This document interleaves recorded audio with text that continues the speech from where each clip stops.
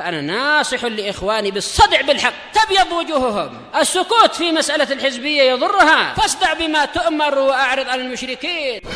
سلامي على دماج ورجالها والشيخ يحيى ودار العلم يا سعد بانيها.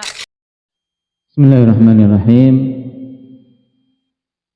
الحمد لله حمدا كثيرا طيبا مباركا فيه كما يحب ربنا ويرضى. أشهد أن لا إله إلا الله وحده لا شريك له، وأشهد أن محمدا عبده ورسوله صلى الله عليه وعلى آله وأصحابه ومن تبع هداه. Amma ba'd. Ikhwanil kiram rahimani wa rahimakumullah. Kita masih pada pembahasan terkait penyebutan sebagian firqah-firqah yang menyimpang,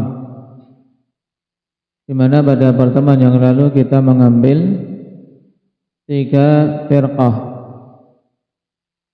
Apa saja itu? Indah Muhammad Aceh. Firqah yang kita ambil kemarin. Nah, itu sebelumnya, yang kemarin Qadariyah,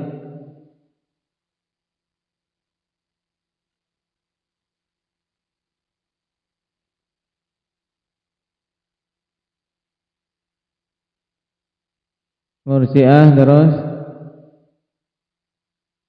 satu lagi apa?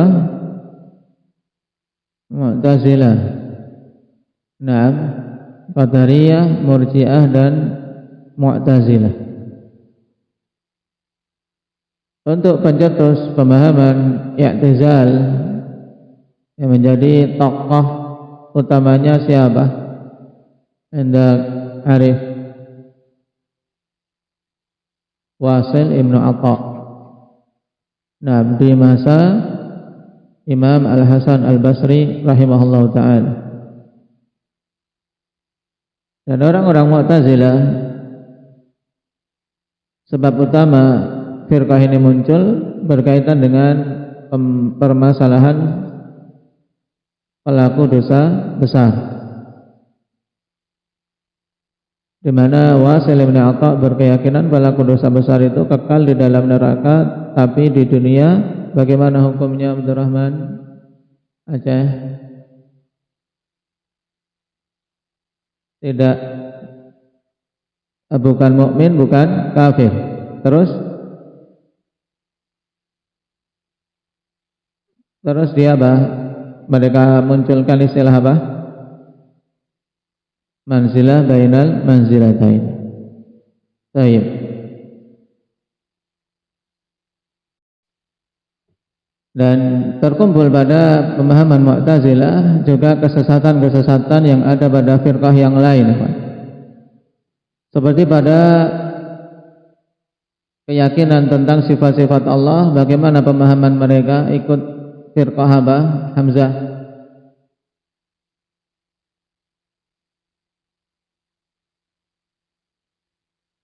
Bisur'ah.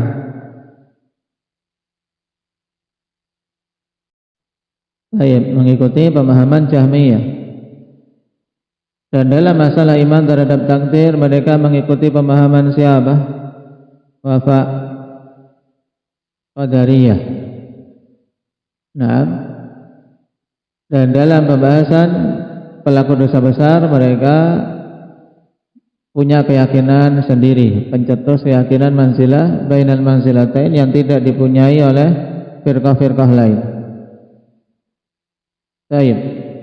Sekarang kita lanjutkan firqah yang ketujuh, Al-Karramiyah. Atba'u Muhammad bin Karam, pengikut Muhammad bin Karam. Al-Mutawaffa sanah 255, yang mati pada tahun 255. Yamiluna ila tashbih, dalam pembahasan sifat Akidah mereka itu condong kepada at-tashbih, yaitu menyerupakan sifat-sifat Allah dengan makhluk. Wal qauli bil irja, dan mereka juga condong pada keyakinan murji'ah dalam masalah iman. Wahum tawaif muta'addidah, dan mereka golongan yang bermacam-macam, jumlahnya banyak, terpecah-pecah.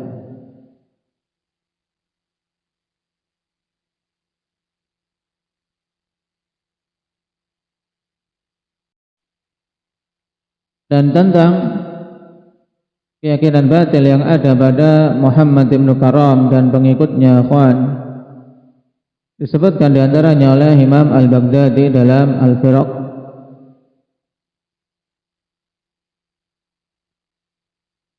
Kata beliau,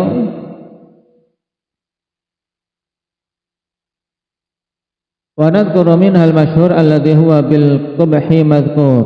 Ya, kami akan menyebutkan yang paling masyhurnya dari keyakinan mereka yang sangat buruk.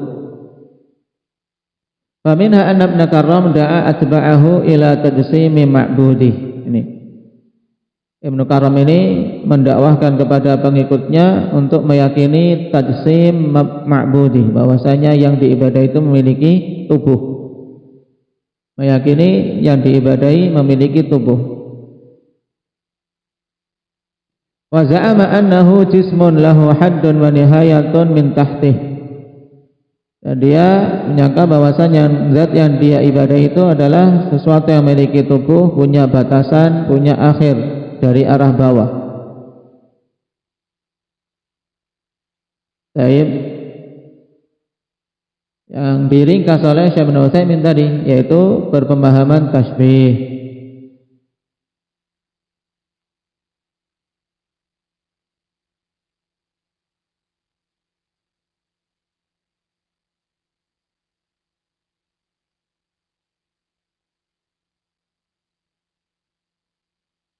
Dan jelas yang seperti ini ikhwan sangat gamblang kesesatannya, bahkan untuk awamun nas terkait keyakinan tasbih mereka akan langsung mengingkari.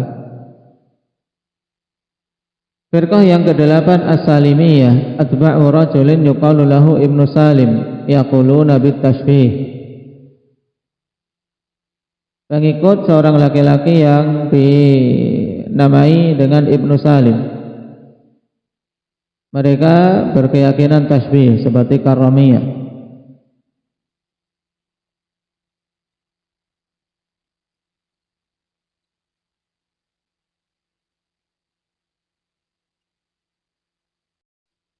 Dan tentang pemahaman tasbih ikhwan disebutkan oleh Abdul Qahir Al-Baghdadi rahimahullahu taala, secara umum pemahaman musyabbihah itu ada dua golongan. Sinfun syabbahu dzatal bari bi dzati ghairi, golongan yang mereka menyamakan zat pencipta dengan zat selainnya, jadi yang disamakan zatnya. Wa sinfun akharun syabbahu sifatihi bi sifati ghairi, kemudian golongan yang kedua, golongan yang menyamakan sifat sesembahannya, sifat Tuhannya dengan sifat selainnya. Kemudian masing-masing dari dua golongan ini terpecah-pecah menjadi banyak firqah. Nah, dan awal munculnya pemahaman tasbih itu muncul dari orang-orang Rafidhah yang hulu. Maka pada pemahaman Rafidhah ini muncul banyak sekali akhwan keyakinan-keyakinan batil. Baik, dari firqah Rafidhah ini muncul pecahannya yang namanya Sabaiyah, pengikut Abdullah bin Saba yang menyamakan Ali dengan ilah. Mereka menuhankan Ali sehingga menyamakan Ali dengan zat ilahnya. Dan ketika dihukum dengan dibakar, maka mereka malah semakin tersesat. Karena mereka mengatakan al-ana alimna annaka ilah li'anna an-nar la yu'adzibu biha illallah. Ketika dihukum dengan dibakar, bukan mereka kemudian rujuk, tapi malah semakin sesat. Wal'iyadzubillah. Sekarang kami semakin yakin kamu itu adalah ilah. Kenapa? Karena api tidaklah mengadabnya kecuali oleh Allah Subhanahu wa ta'ala. Ini sabaiyah wal'iyadzubillah.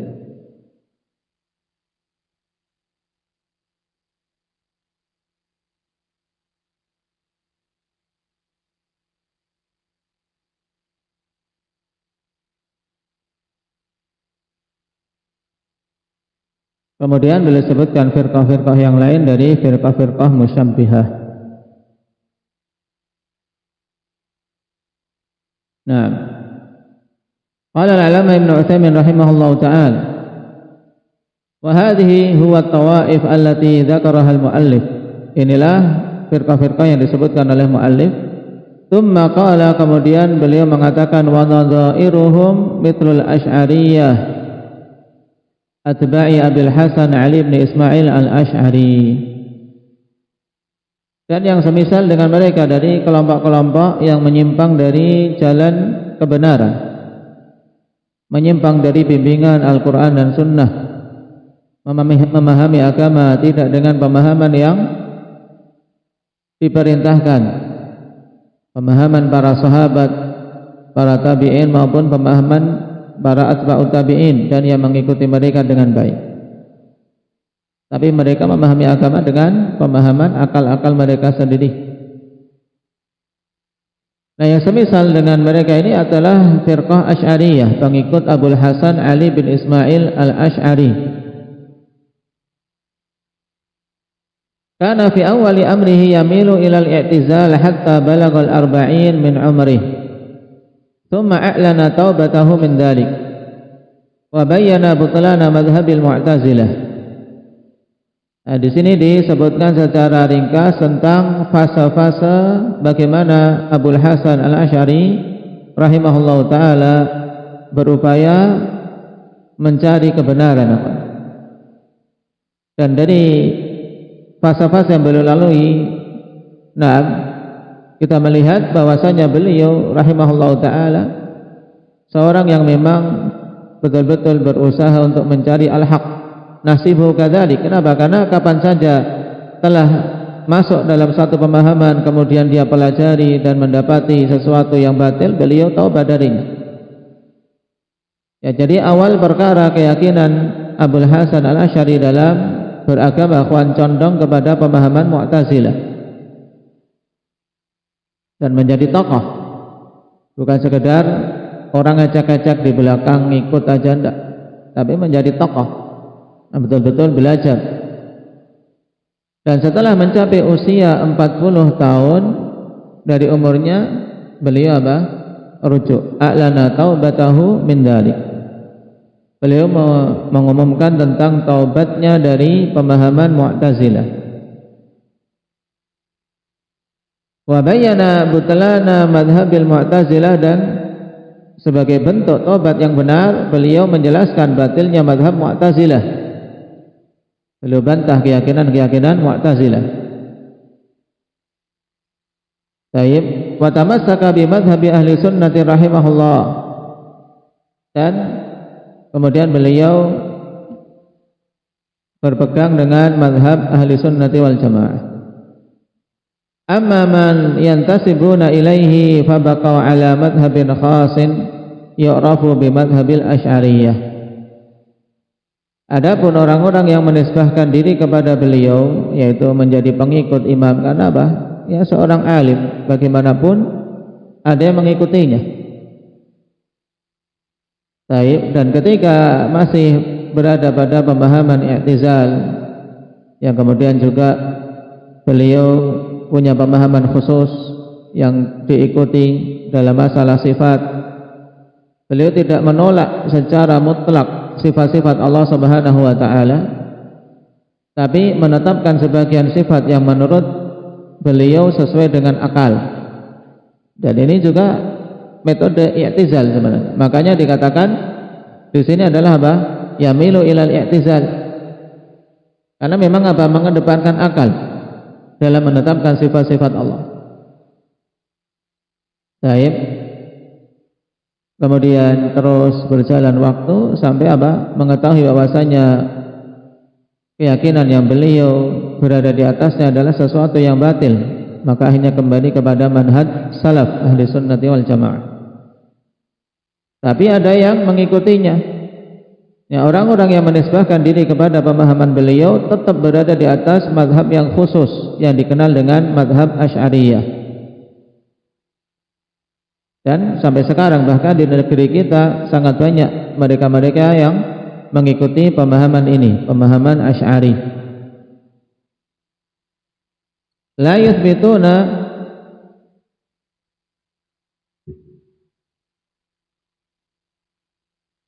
La yuthbituna minas sifati illa sab'an. Mereka tidak menetapkan dari sifat-sifat Allah kecuali 7 saja. Za'amu anal aqla dalla alaiha. Dibetulkan. Baik.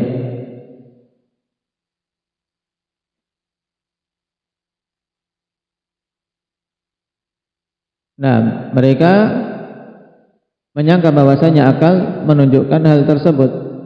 Jadi 7 sifat itu mereka tetapkan berdasarkan akal, bukan berdasarkan dalil Al-Quran dan Sunnah. Wa yu'awwiluna ma'adaha, dan mereka mentakwil selain 7 sifat yang mereka tetapkan itu. Seperti misalnya sifat mahabbah, mereka tidak menetapkannya. Terus bagaimana? Mereka takwilkan menuju iradah. Sifat ghadab, sifat murka Allah, mereka tidak tetapkan, tapi mereka takwilkan ke iradah juga, dan seterusnya. Paling banyak pentakwilan yang mereka lakukan dengan menggunakan sifat iradah untuk sifat-sifat Allah Subhanahu wa taala yang fi'liyah. Qala wa hiyal madhkuratu fi hadzal bait, dan 7 sifat yang mereka tetapkan itu disebutkan dalam bait ini. Hayyun alimun qadirun wal kalamu lahu iradatun wa kadzaka as-sam'u wal basaru. Ini 7 sifat. Hayyun, sifat hidup, jelas kan apa? Menurut mereka tidak mungkin namanya ilah kok mati, ya kan? Sesuatu yang diibadahi harus hidup, maka mereka tetapkan sifat hidup. Kemudian kalau dia adalah ilah, zat yang maha mencipta, mengatur, mesti memiliki ilmu, maka mereka tetapkan sifat ilmu, alimun. Berilmu, bisa mencipta, bisa mengatur, berarti harus memiliki apa?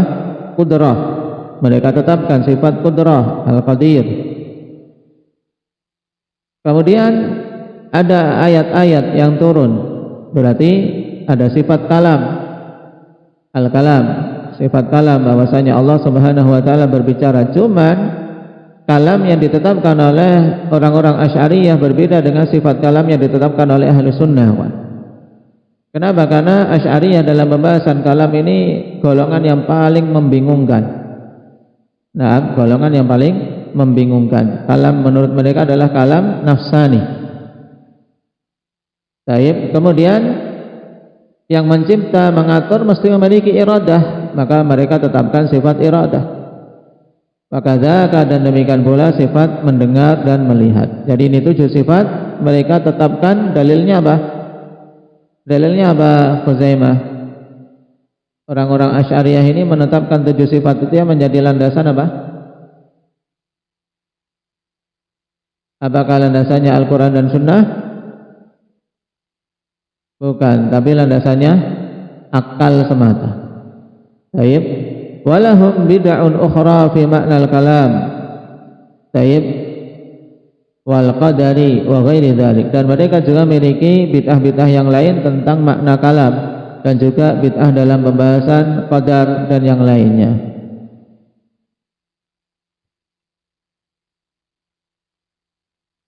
Taib.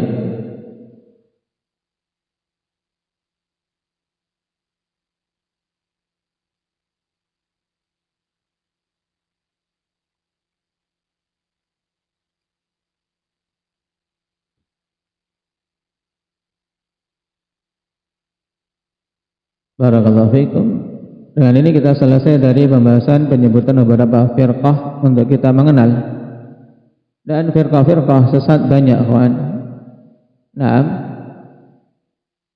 Yang dari sini sepantasnya bagi kita untuk memperkuat rasa syukur pada Allah Subhanahu wa taala atas hidayah untuk mengenal sunnah. Karena kalau kita mendengar hadis Nabi sallallahu alaihi wasallam, "Sataftariqu hadhil ummah ala 73 firqah kulluha finnar illa wahidah." Umat ini akan terpecah belah menjadi 73 golongan, semuanya di neraka kecuali satu. Satu dari 73. Berarti dia sendirian dan 72 yang lain berada di atas kesesatan. Maka menunjukkan yang satu ini betul-betul pilihan dari Allah Subhanahu wa taala. Memang Allah selamatkan dia. Maka yang wajib bagi setiap orang yang telah mendapatkan hidayah untuk berjalan di atas sunnah, untuk betul-betul menjaganya dan terus-menerus memohon pada Allah agar bisa istiqamah dan mati di atasnya. Dan di antara sebab untuk bisa istiqamah adalah dengan talabul ilm, dengan mempelajari, dengan belajar. Karena dengan kuatnya ilmu seseorang akan bisa menangkal syubhat-syubhat yang ada. Karena kalau kita perhatikan kelompok-kelompok menyimpang tadi, akhwan, di antara sebab utamanya dari sisi syubhat. Dan ini bukan maksiat, ini adalah apa? Perkara akidah, perkara keyakinan yang diyakini, dan sesuatu yang diyakini biasanya masuknya syubhat. Adapun kalau maksiat, perbuatan kemaksiatan jelas itu dari sisi syahwat. Dan syubhat penangkalnya adalah ilmu. Nah, apalagi di negeri kita terkait keyakinan dalam asma wa sifat, kita melihat banyak sekali manusia yang jauh dari pemahaman yang benar dalam masalah sifat-sifat Allah Subhanahu wa taala. Bahkan ketika ditanya Allah di mana, kebingungan. Sebagian bahkan mengingkari, kenapa kamu bertanya tentang Allah di mana? Ini tidak boleh ditanyakan. Padahal yang menanyakan adalah siapa dulu? Nabi kita Muhammad sallallahu alaihi wasallam. Ini menunjukkan kejahilan terhadap akidah yang sahihah. Na'am, barakallahu fikum. Naktafi bihadza walhamdulillahirabbil alamin.